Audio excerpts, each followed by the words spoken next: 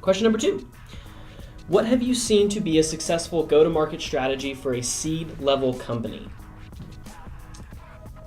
So there's a few good examples here from a seed-level company perspective. A lot of it is going to depend on what type of company you are. There's a massive difference between taking a e-commerce funded company or an e-commerce startup company that's a seed company, taking them to $1 million, 10 million, 100 million. It's a much different path than if you're enterprise level, SaaS B2B software. So I think to best help, let's give an example, of each. So B2B SaaS, what do you have a company that comes to mind there, or do you want me to take that one and you take the e-commerce? You take that one. Okay, so B2B SaaS, a great example of this can be, HubSpot, Salesforce. They're very well documented on how they grew. Salesforce specifically has a predictable revenue book that is just written about their sales and go-to-market strategy.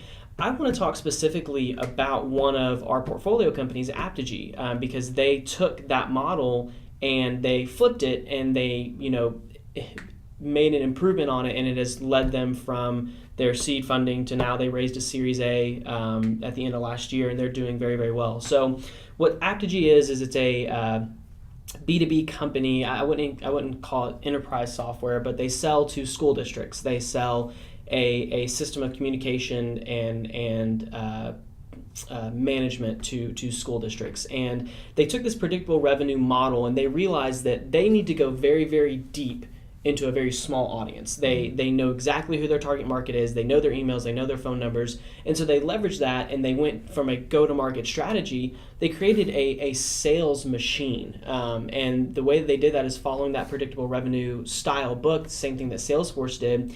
They created a cadence of 23 touches for each school district, each decision maker, and they just refined and perfected that sales process. And then once that ball started rolling, they were signing up schools left and right, and that's how they grew to a predictable revenue. There's a fantastic article that we'll link in the description below, and it's from rocket.com. I think it's Rocket or Rocket Ventures. I can't remember exactly who wrote it, but it's basically the blueprint for how you go public or how you grow $1 billion company. And the first part of that is product market fit and go-to-market strategy. So we'll link that below. He does a much better job than I do of explaining it, but that's a great resource there. So e-commerce B2C. Well, excuse me. There's the obvious elephant in the room, the big example of Jet.com, which grew by kind of exploiting and navigating the waters between Amazon and the sort of cornucopia of flash sale sites that we saw over the past 5 or 10 years. They were able to meld those two strategies together and sort of customize their revenue model almost per customer by just tuning things like delivery time and that sort of thing, and looking almost more like a group buying site than a regular e-commerce site. And from that, they've parlayed that success up to acquisition by Walmart, which for $1 billion. Yes, which gives them not only the money but the just the resources, and the inertia of Walmart to be able to go head to head against companies like Amazon. A little closer to home, you have another portfolio company, Menguin, which started out as a very small tuxedo rental website. And based on a lot of changes that were made to their content marketing strategy, they already knew who their target market was, but I think that coming into the portfolio, their strategic messaging was off. Yeah, it emphasized for them just how important it was to get the content in front of the right people at the right time, because the wedding industry is all driven on image and content. When a prospective bride and groom are thinking about their wedding, the visual imagery is what gets them. When they see something beautiful, they think, I want that in my wedding. I want my wedding to be that beautiful.